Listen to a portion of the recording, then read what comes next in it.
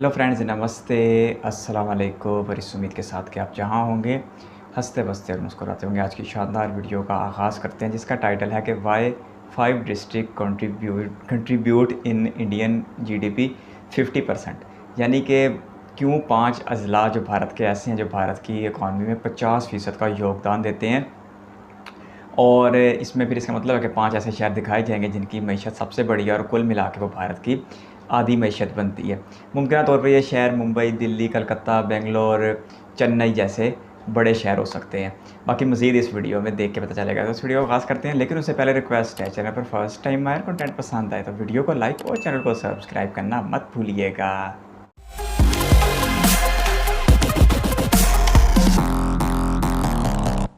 दोस्तों, ये जो लिस्ट है वो देश के 13 ऐसे जिलों को बताती है जिनकी इकोनॉमी सबसे बड़ी है। मुंबई, दिल्ली इस लिस्ट के अंदर इतने सरप्राइजिंग नहीं है, लेकिन अगर आप गौर से देखें तो यहाँ पर 13 में से 5 डिस्ट्रिक्ट्स महाराष्ट्र में से ही है और कुछ नाम ऐसे हैं जिनकी इकोनॉमी के बारे में लोगों ने आज तक ये नहीं सोचा होगा कि ये कितनी बड़ी है। पुणे बेंगलुरु से सिर्फ $3 बिलियन से पीछे है और हैदराबाद से बड़ी थाने, जिसके बारे में ज्यादातर लोगों ने कभी सुना भी नहीं होगा, इसकी इकोनॉमिक एक्टिविटी सूरत के बराबर है और कई दूसरे शहरों से ज्यादा। इनफैक्ट नासिक, जिनको कई लोग टियर 2 टियर 3 सिटी समझते हैं, वहाँ की इकोनॉमी भी टॉप 13 में आ जाती है। तो एक्चुअल में इन डिस्ट्रिक्ट्स के अंदर पैसा आता कहाँ से है और इनकी इकोनॉमिक एक्टिविटी सबसे ज्यादा किसके अंदर है, आज इस वीडियो के अंदर हम इसी के बारे में बात करेंगे। सबसे पहले बात करते हैं नासिक डिस्ट्रिक्ट के बारे में। नासिक डिस्ट्रिक्ट महाराष्ट्र के नॉर्थ वेस्टर्न साइड में आता है और यहाँ पर जो मेन इंडस्ट्री आती है इस डिस्ट्रिक्ट लेवल पे वो है एग्रीकल्चर की।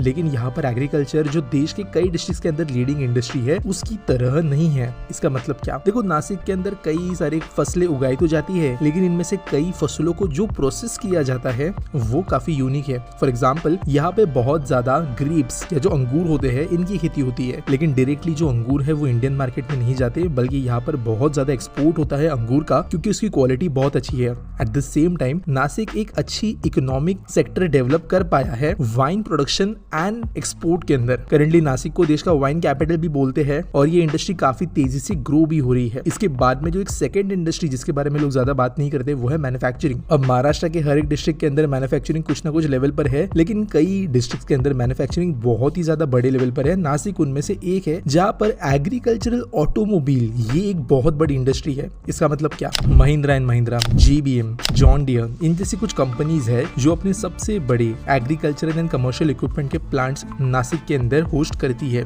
और ये कोई छोटे मोटे प्लांट्स नहीं है, ये भी एक्सपोर्ट लेवल के प्लांट्स है। एट द सेम टाइम इसकी वजह से नासिक के आसपास में बहुत बड़ा सप्लाई चेन डेवलप हुआ है पार्ट्स का। देश के one of the biggest automotive seat manufacturing companies Gabriel जो शॉक एब्जॉर्बर्स बनाती है, ऐसी फैक्ट्रीज भी नासिक के अंदर ही है जो यहाँ पर ऑब्वियसली कंट्रीब्यूशन देती है। इसके बाद में इंफॉर्मेशन टेक्नोलॉजी थोड़ा सा यहाँ पर मौजूद है छोटे लेवल पर, और एक बड़ा अपकमिंग सेक्टर यहाँ पर है एविएशन। नासिक के बगल में ही ओझर नाम का एक इलाका है जो हमारे देश के डिफेंसेस के अंदर और एयरफोर्स के अंदर एक बड़ा रोल प्ले करता रहा है लंबे समय से। लेकिन अब यहाँ पर HAL के द्वारा भी कुछ चीजें मैन्युफैक्चर एंड सर्विस की जाती है और फ्यूचर में कई डील साइन हुए हैं जो इसे as a medium level aviation hub भी बनाएंगे। अगला जो डिस्ट्रिक्ट है वो है नागपुर का। नागपुर की भी की इंडस्ट्रीज के अंदर मैन्युफैक्चरिंग एक आता है, ट्रेड एंड कॉमर्स भी आता है, जो एक्चुअली कई डिस्ट्रिक्ट के लिए कॉमन है।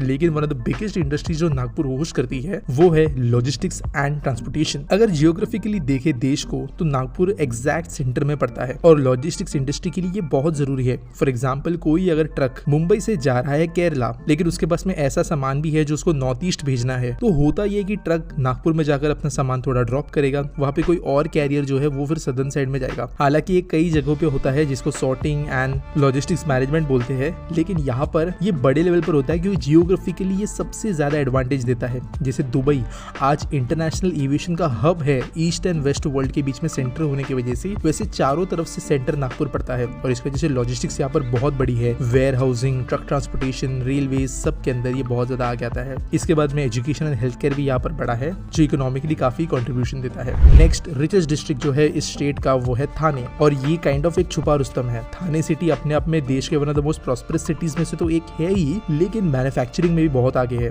Textiles, chemicals, pharmaceuticals, engineering, plastics, ये सब जो है थाने डिस्ट्रिक्ट के अंदर बनते हैं और ये कोई छोटी मोटी कंपनीज नहीं है। दोस्तों, एक बात याद रखना यहाँ पे जरूरी है कि मुंबई शहर शहर काफी पहले बनना शुरू हुआ था और जो शहर के बड़े इंडस्ट्रियलिस्ट थे उनको जरूरी था कि वो ऐसे जगहों पर अपना प्लांट्स भी बनाया जो थोड़ा शहर के बाहर हो लेकिन मुंबई से दूर नहीं। थाने इसके लिए एक अच्छा ऑप्शन था। रेमंड ग्रुप, इनकी शुरुआत थाने के अंदर हुई। गोदरेज ग्रुप के बहुत बड़े मैन्युफैक्चरिंग प्लांट्स थाने के अंदर है। सीएट टायर्स और जितने भी आप बड़े नाम समझ सकते हो वो सारे के सारे यहाँ पर आज अपने मेन प्लांट्स को होस्ट करते हैं। और at the same time Thane Bhiwandi को भी होस्ट करता है जो देश का warehousing and logistics capital है। अब पिछले डिस्ट्रिक्ट में मैंने बात की, नागपुर की लॉजिस्टिक्स इंडस्ट्री बड़ी है लेकिन वेयर हाउसिंग के मामले में भिवंडी जो है वो देश का सबसे बड़ा हब है और ये भी थाने डिस्ट्रिक्ट के अंदर आता है। इसकी वजह से यहाँ की पर कैपिटा इनकम भी बहुत अच्छी है और इसकी वजह से रिटेल एंड कॉमर्स भी बड़ा है। थाने डिस्ट्रिक्ट जो है इसके मेन सिटी के अंदर information technology, business processing, outsourcing, BPO, इसकी इंडस्ट्री भी बहुत बड़ी है और इसके कारण जो है सर्विस सेक्टर काफी बड़ा हो जाता है। Health care, education, banking, finance, insurance, real estate, ये सब चीजें जो है काफी ज्यादा आगे ले जाती है इस डिस्ट्रिक्ट की इकोनॉमी को। सेकंड नंबर पे है पुणे। ये काइंड ऑफ लोगों को पता ही होगा, मुंबई के बाद में पुणे की इकोनॉमी सबसे बड़ी है। यहाँ पर जो सबसे बड़ी इंडस्ट्री है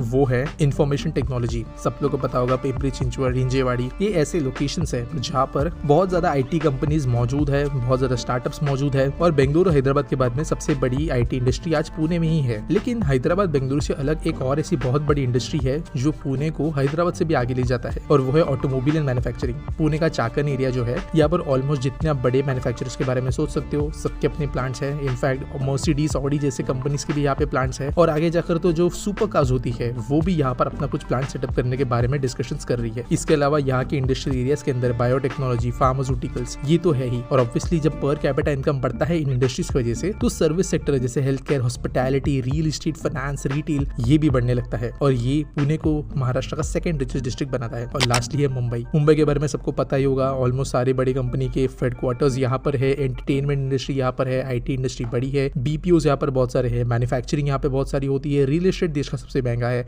फाइनेंशियल सर्विसेज, स्टॉक एक्सचेंज सब मुंबई में मौजूद है। इसके बारे में ज्यादा बात करके भी चर्चा नहीं, लेकिन वीडियो बनाने का रीजन ये था कि कई लोग कभी कभी समझते कि महाराष्ट्र की पूरी इकोनॉमी मुंबई में कॉन्सेंट्रेटेड है, लेकिन अगर आप फिगर्स के हिसाब से देखें तो वो काफी अच्छे से स्प्रेड आउट है। हालांकि वेस्टर्न महाराष्ट्र के पास में ज्यादा पैसा है compare to eastern Maharashtra, Nagpur ही सिर्फ एक बड़ा हब है ईस्टर्न महाराष्ट्र के अंदर।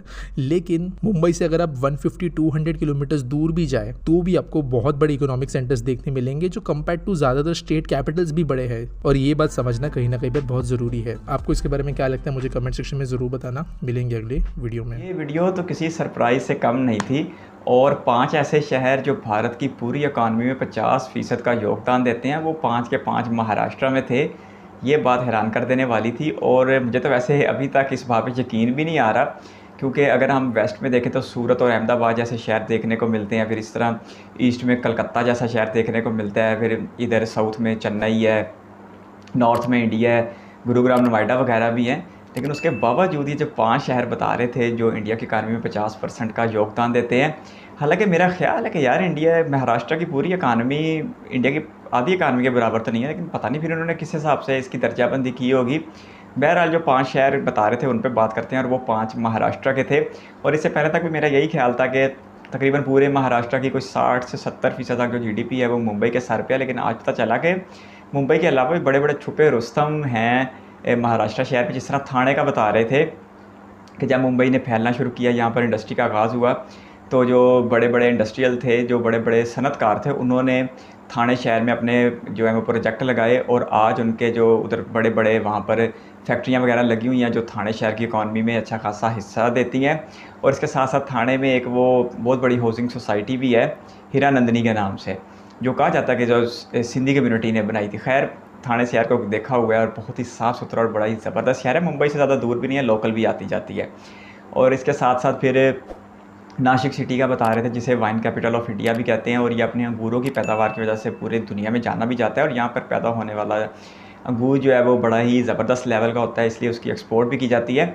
और अगर आप इधर नॉर्थ से आते हैं रेलवे के ज़रिए तो फिर नासिक जो है वो रास्ते में पड़ता है। और ये बहुत बार सत्या भाई और संदीप भाई के साथ देखा भी हुआ है। लेकिन वो बता रहे थे कि नासिक में ज़राअत तो है, लेकिन वो ज़राअत जो है वो इतने नेक्स्ट लेवल की है, उसकी जो प्रोसेसिंग है वो इतनी ज़बरदस्त करते हैं कि उसकी आउटपुट जो बहुत ज़्यादा शानदार देखने को मिलती है।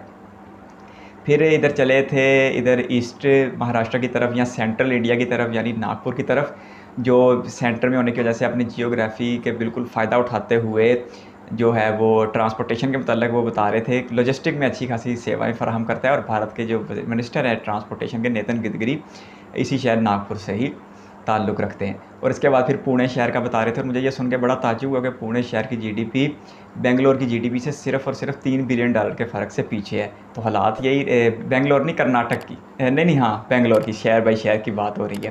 सिर्फ वो बिल्कुल 3-4 बिलियन के पीछे। तो हालात यही रहे तो पुणे की जीडीपी जो है एक दिन बेंगलोर से भी आगे हो जाएगी। और बेंगलोर तो आईटी कैपिटल ऑफ इंडिया है और वहाँ पर आईटी का एक बहुत बड़ा सेटअप है, लेकिन उसके बावजूद पुणे की जो है वो जीडीपी उसको टक्कर दे रही है। बड़ी ज़बरदस्त बात है, जिसमें एक तरफ तो आईटी का हिस्सा है, दूसरी तरफ ये फार्मासिटी यानी कि ये जो अद्वियात साज कंपनी है उनका हिस्सा है, और जो सबसे बढ़ के है कार इंडस्ट्री, जो ऑटोमोबाइल या जो भी इन्हें कहते हैं कार गाड़ियाँ बनाने वाली इंडस्ट्री, उनके प्लांट यहाँ पर पाए जाते हैं। तो जिस वजह से पुणे जो है, पुणे शहर में रोज़गार के मौके भी बहुत है। पुणे शहर की जो इकानमी है वो भी बड़ी ज़बरदस्त होकर आती है। बाकी मुंबई शहर का तो सबको ही पता है कि फाइनेंशियल कैपिटल ऑफ इंडिया है, बैंकिंग सेक्टर यहाँ पर बड़े बड़े पैमाने पर पाया जाता है।